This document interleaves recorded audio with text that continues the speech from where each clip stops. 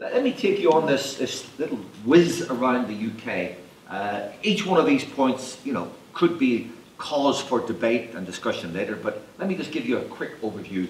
And it is to be celebrated. As you heard during the budget, we now have the number of jobs in this country at the highest in our history.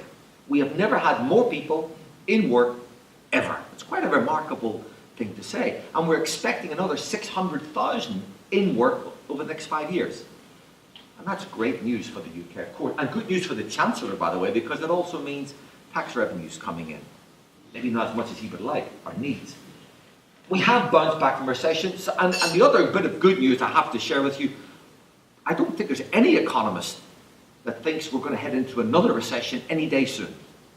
Recession is off the agenda at least for 5 years, and even beyond that. So that's also to be celebrated.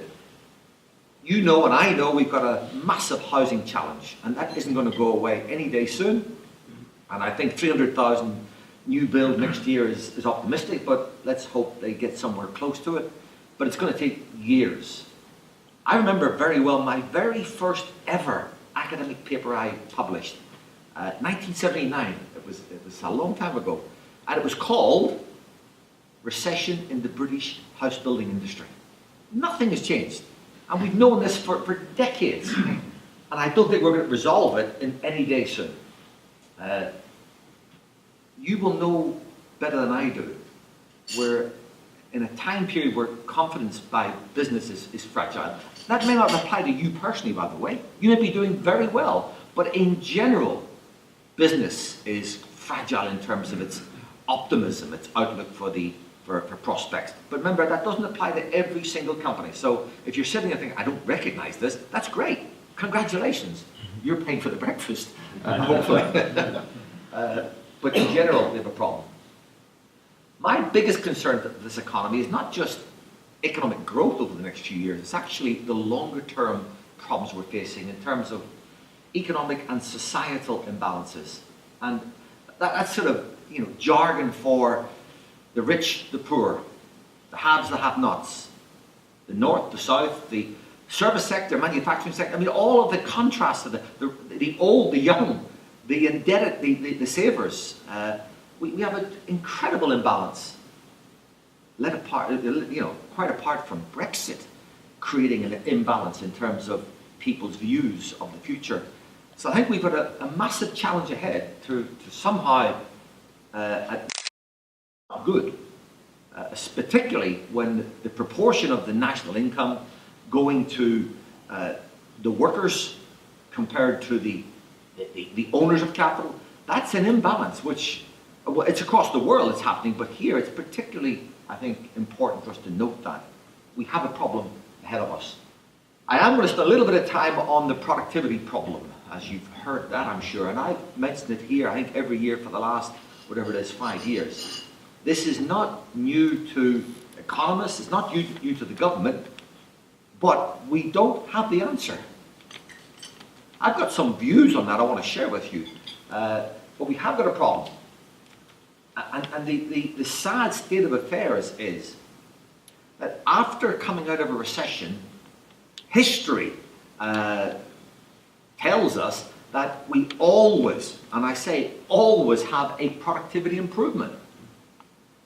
If you're running a business, if you've got spare capacity, it's quite easy when things pick up to pick up the steam and work a bit harder and faster, because you've got capacity. We've now got a combination of low productivity improvements and low wage growth. That combination, we've not had it since 1860. Now, of course, you can pick data to prove anything. But, normally, we expect wages to rise in real terms as we produce more. You employ people, so you know this but as well as I do. So let's come back to that. That's the key point. And I need to say something about Brexit because everybody else talks about it. Why shouldn't I? But more importantly, I want to look at it from the viewpoint of obviously business, but what are the things to watch out for? Not in a negative way, not necessarily, but to be ready, and hopefully, we will be ready for it if and when it comes. And I say if and when. The lighter colored bar, if you can see that, represents the forecast that the OBR made in the March budget each year. And then the darker bar gives the revisions that have just been announced.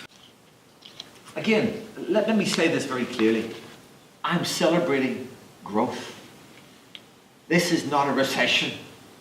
It will feel like a recession for some people in some sectors, but it is growth. Let's just make this very clear. This is not a recession. Unemployment is still very high, but it's on the way down. It's still, for Europe as a whole, it's 9%, but it's on the way down. So, last slide. Will Brexit turn out okay? Now, the camera's on here, so be very careful. I might end up in prison tonight. Will it turn out okay? Fingers crossed. Now, you'll note, if you look very carefully, this lady, who happens to wear very nice shoes, I'm not saying who it might be, she's just jumped out of an aeroplane called EU Air with a parachute. If you look very, it says prototype. It's never been tested. So we're hoping the parachute will open. That's the best I can say, actually, because nobody knows if it'll turn out okay. I hope so. Please let the parachute open, whatever that looks like. On that note, let me finish and say thank you very much indeed. Thank you.